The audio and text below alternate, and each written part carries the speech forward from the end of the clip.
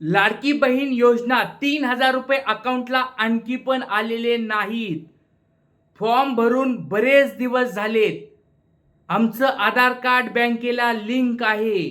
माझ्या शेजारणीला पैसे आले, मला पैसे आले नाहीत. मी सगळ्या गोष्टी बरोबर केल्यात. माझं स्टेटस पण सगळं बरोबर आहे. तरी पण मला पैसे का नाहीत आले?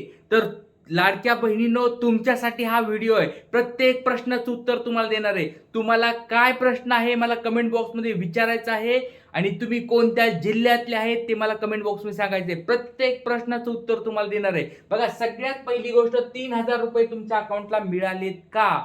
नसतील मिळाले तर कमेंट बॉक्समध्ये सांगा. पहिली दुसरी गोष्ट, डीबीटी अकाउंट तुम्ही केलंय का? बघा, आता लक्षात घ्या, तुम्ही म्हणत असाल की सर आमचं आधार कार्ड आमच्या बँकेबरोबर लिंक आहे. चुकतायत. नवीन जी आर आलाय, तुम्हाला मी जी आर पण दाखवणार आहे. त्या जी आर मध्ये स्पष्ट त्यांनी उल्लेख केलाय, आधार कार्ड फक्त लिंक असून चालणार नाही, तुम्हाला तुमचं अकाउंट डीबीटी करून घ्यावं लागेल.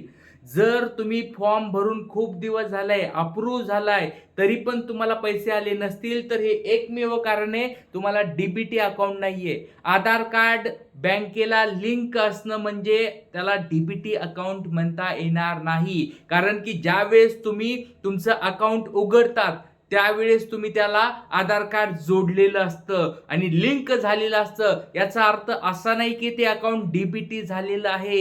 बऱ्याच महिलांसाठी हा प्रश्न उत्पन्न झालाय की सर माझे 2 अकाउंट आहेत, मग 2 अकाउंटमध्ये मी दोन्ही ह्याला आधार कार्ड लिंक करून घेतलेलं आहे, तर मी आधार कार्ड त्यावेळेस जोडलेलं आहे, मग मला पैसे का नाही आले? तर लक्षात घ्या, जर तुमचं अकाउंट डीबीटी असेल तरच तुम्हाला पैसे भेटणार आहेत. तुम्हाला नवीन जी आर वाचून दाखवतो म्हणजे तुम्हाला समजेल. या ठिकाणी बघा, जी आर मध्ये, नवीन जी आर मध्ये स्पष्ट त्यांनी उल्लेख केलेला आहे, गव्हर्नमेंटने उल्लेख केलाय. योजनेच्या स्वरूपामध्ये दुसरा मुद्दा आहे, पात्रता कालावधी दरम्यान प्रत्येक पात्र महिलेला तिच्या स्वतःच्या आधार, लक्षात ठेवा, स्वतःच्या आधार.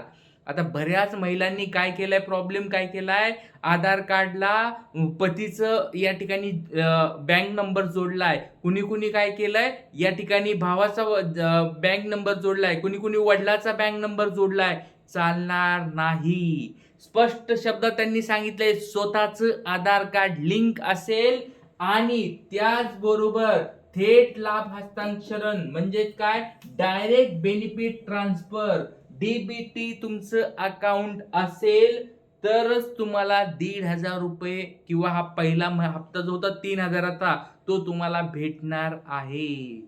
लक्षात घ्या, ज्या गोष्टी तुम्ही विसरतायत त्या गोष्टी तुम्हाला मला समजून सांगायला लागणार आहेत. खूप छान स्वरूपाची माहिती देतोय. लेक्चर आवडत असतील तर लाईक करायचंय, तुमच्या मित्रांना मैत्रिणींना शेअर करायचंय आणि चॅनलवर नवीन असाल तर सबस्क्राईब करून ठेवा. जर तुम्ही सबस्क्राईब केलं तर तुम्हाला पुढच्या लेक्चरमध्ये मी लिस्ट दाखवणार आहे. तुम्हाला तुमचं नाव जर येत नसेल तर प्रत्येक जिल्ह्याच्या लिस्ट कशा चेक करायचं, तुमचं नाव कसं चेक करायचं ते पुढच्या लेक्चरमध्ये सांगणार आहे. पण सगळ्यांनी सबस्क्राईब केलं तर आणि तरच तुम्हाला मी सांगणार आहे, कारण जीव तोडून तुम्हाला खूप नवीन नवीन गोष्टी दाखवत आहे.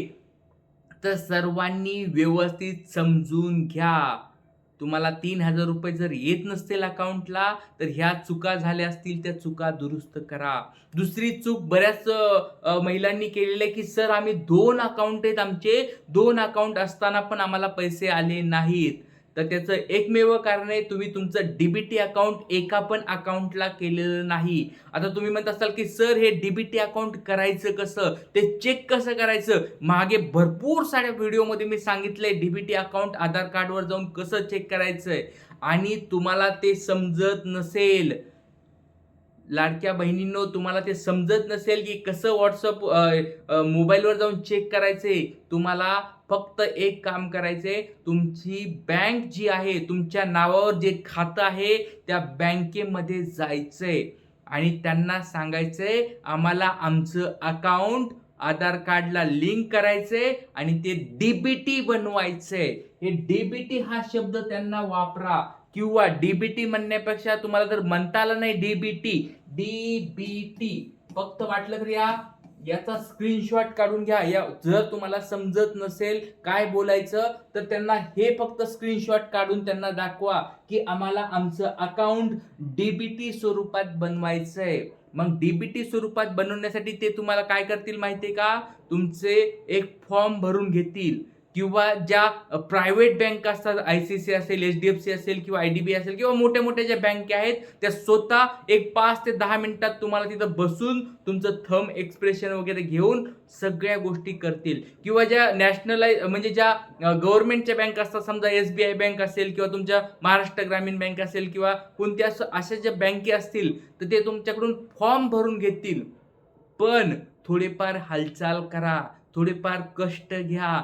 जर तुम्हाला प्रत्येक महिन्याला 1,500 रुपये हवे असतील तर सगळ्यांनी थोडे कष्ट घ्या आणि बँकेमध्ये जाऊन डीबीटीचा फॉर्म भरा. डीबीटीचा फॉर्म ज्यावेळेस तुम्ही भरताल 100% पैसे तुमच्या अकाउंटला येणार आहेत. लक्षात घ्या. आधार कार्ड व्यवस्थित जोडलं नसेल, व्यवस्थित जोडून घ्या. आणि महत्त्वाची गोष्ट म्हणजे तुम्हाला रिसेंडचं बटन आलं आहे का चेक करा. तिसरा महत्त्वाचा मुद्दा आहे तो म्हणजे तुम्हाला रिसबमिटचा या ठिकाणी बटन आलं आहे का प्रोफाईलवर चेक करा. भरपूर दिवसापासून फॉर्म भरलाय, पेंडिंग होता, आता रिसबमिटचं बटन आलेलं आहे का अशा स्वरूपात लवकरात लवकर जाऊन चेक करा. जर रिसबमिटचं बटन आलं असेल याचा अर्थ की तुम्ही काहीतरी चुका केल्यात आणि तुम्हाला परत फॉर्म भरायचा आहे. त्या चुका काय केल्या ते सगळे खाली लिहून येणार आहे. कालच्या व्हिडिओमध्ये मी दाखवलं होतं की कसं रिसबमिटचं बटन आल्यानंतर काय करायचं, कसं फॉर्म एडिट करायचं, सगळं काल सांगितलं होतं. ते लेक्चर वाटलं तर जाऊन बघा. आणि जरी काही अडचणी असतील तर मला कमेंट बॉक्समध्ये विचारा.